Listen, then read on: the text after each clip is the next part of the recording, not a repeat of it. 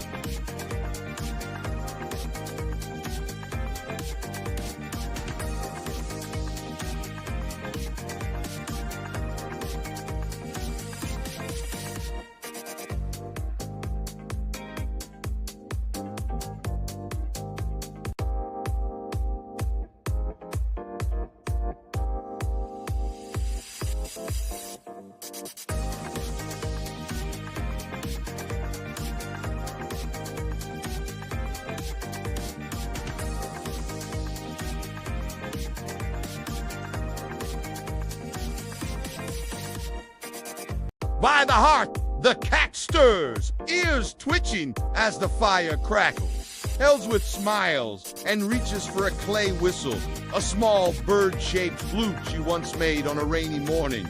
She brings it to her lips and blows gently. The sound that comes is barely a breath, but it carries through the cottage like the ghost of a lullaby. High, soft, and far away, like a memory from childhood that lives in the quiet corners of your heart.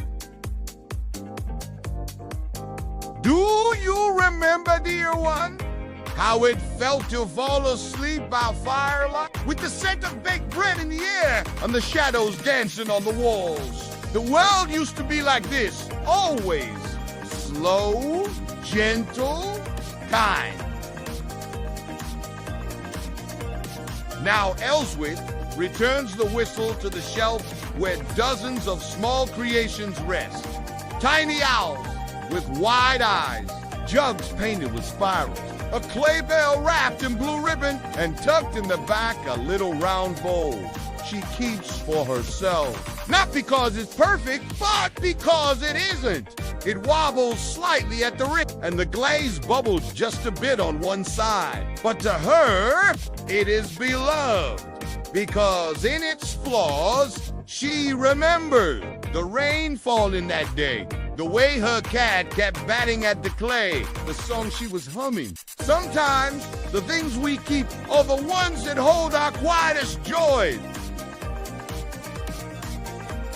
The night deepened, The wheel is still, the glaze settles, the fire dims. Ellsworth yawns softly, stretching like the cat. And as she climbs into a little bed near the window, the stars above shimmering in silence, her hands are dusted with dried clay, her cheeks warm from firelight, her soul full. Simple work done with is a kind of prayer. And tonight, the wheel has said all it needs to say. So now, let your breath slow, as if you two are curled beside the fire. Let your thoughts dissolve like glaze into flame. You are in the cottage now. The wheel has spun its song for you. The river outside flows gently on, and sleep, kind and slow and deep, is ready to carry you like a clay cup holding only peace. Good night, gentle soul. Good night. Good night. You are resting now, deeper than before, safe within the hush of this story's arms. The world outside the walls has gone still, and here, in this quiet little cottage by the river, time has slowed to a gentle breath, and the rhythm of dreams is beginning to stir. Let yourself drift even deeper. There is nothing to do now but listen and float on the soft tide of memory and warmth. Our story now settles gently into the days that follow. The cottage awakens with the rising mist of dawn, silver fog curling around the trees, and dew glistening on the wild grasses. Birdsong trickles through the open shutters, a lone robin. A distant cook Ellsworth stirs from her sleep, wrapped in wool blankets, the scent of last night's fire still lingering in the room. She rubs the clay from her palms. Worn there, like a fingerprint of purpose, and rises with a yawn to begin again. Each morning begins the same, but no two vessels are alike. Some bowls curve outward like open hands, others dip low, cupping shadows. Some mugs lean slightly left, as if tilting toward the one who'll one day lift them. It's said that a potter's touch lingers in every piece. That fingerprint, pressed just beneath the glaze, can still be felt by those who know how to listen. Down by the river's edge, Ellsworth sometimes gathers her clay. The earth there is rich, dark, and cool beneath the surf. She kneels and scoops it gently into a woven basket, carefully, reverent, as if asking permission from the land itself. Long ago, potters were considered sacred traits, not merely artisans, but shapers of ritual and daily life. A cup was more than a cup. It held rainwater for the altar, milk for the first meal after childbirth, wine for wedding blessings. The potter's wheel spun vessels that witnessed love, grief, birth, and peace. Back in the cottage, Ellsworth presses the clay through her fingers, working out pebbles, feeling for the smoothness that tells her it's ready. Then comes the centering, the most important part. She places the lump of clay at the wheel's center and begins to turn it, her hands wet with river water, her eyes soft with focus, and as the clay spins, she whispers gently, not words, but breath.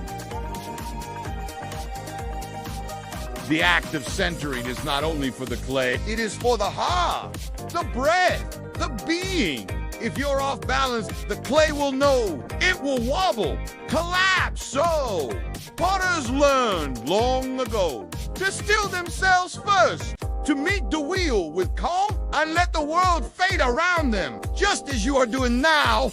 Close your eyes, sweet one. Can you feel it? That gentle spinning beneath your ribs, that quiet centering within you. It's all right to lean into it, to let go, to turn slowly into peace. Outside, the seasons shift softly. The green of spring turns to the amber of autumn. The wheel never stops turning in the workshop and in the world, and still Ellsworth works. Day by day, firing pieces in the kiln she built with her father. Sometimes she speaks to the pots as she stacks them, not with words, but with a kindness held in silence. One evening, a traveler knocks gently on her door. A young woman soaked from the river path with a flute on her back and moss on her boots. Ellsworth gives her tea in a hand-thrown mug. The traveler holds it carefully, turning it in her palm, then smiles. "This reminds me of home," she says. "I don't know why, but Ellsworth knows. Because the earth remembers us, and the hands that shape it carry echoes of those who came before." They share soup and stories by firelight. The cat curls on the traveler's lap, purring. Before sleep, the girl sings softly, a melody from a faraway forest. And Ellsworth dreams of bowls that float in rivers, of sigils that glow when touched by moonlight, of a time long ago when potters sang to the clay before forming it. You are almost there now, at the edge of waking and dreaming, where your thoughts melt into warmth and every breath carries you farther inward. Let yourself drift with the turning of the wheel. There's no rush, no need, only the soft hush of clay and fire and rift. You are whole, you are at peace. Good night from the riverside cottage, where the wheel never truly stops turning, where every bowl holds a blessing, and every dream finds its shape in stillness. Good night, dear heart, good night, good night. Yes, let's return, one last time. The story is winding down now, like embers glowing low in a heart, like the final spin of a potter's wheel. Like your breath soft and deep and steady. You've traveled far, not through lands or time, but inward, into stillness, into rest. The river hums outside. Its song, older than memory, flows on beneath the moon. Inside the cottage, all is calm. The fire has burned to soft coal. The cat has stretched long and warm across the rug, its whiskers twitching with dreams. Ellsworth, the potter, sleeps in her little bed, a soft shawl around her shoulders. Her dreams filled with bowls of starlight and hands gently shaping piece into form. Above her, wooden shelves cradle dozens of finished pieces, each one cool to the touch and waiting for its journey. Sometimes, villagers come by at dusk to trade bread or honey for a simple pot or jug. They always leave slowly, as if the stillness of the place clings to them like the scent of lavender on warm skin. They say the cottage feels like a dream, and perhaps it is, or perhaps it's simply what happens when one person moves gently through the world, hands on earth, heart in silence, soul in rhythm with the wheel. You may forget the details as sleep pulls you deeper, but something in you remembers.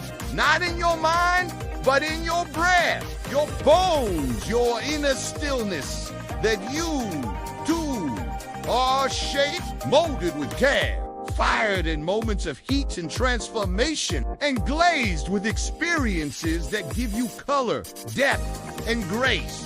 And like the potter's bowl, you are useful, beautiful, whole. You don't need to do anything. You don't need to fix anything. Just rest and let the wheel turn without you for a while. You are allowed to be still, to be silent, to be soft. The last light fades from the sky. Stars turn overhead like a slow dance. And the story, too, begins to close. A few final images remain. Faint as a dream that dissolves at sunrise, a bowl resting by a windowsill, catching the golden hush of morning, a hand brushing clay from a cat's foot, a sigil etched beneath the cup, its meaning known only to the one who carved it, a breath, a silence, a wheel, slowly coming to rest. Sleep now, Let yourself fall. Not like a stone, but like a feather, spinning once, then gliding into the soft nest of dreams. You are warm. You are safe. You are wrapped in this story, like a blanket of soft wool and quiet stars. The river hums beside you. The fire watches over you. And somewhere in the dark, a potter sleeps beside her wheel, still turning, even in her dreams. Good night, sweet soul. Good night. May you wake rested, whole, and gently reform, like clay touched by care. Sleep now. Sleep.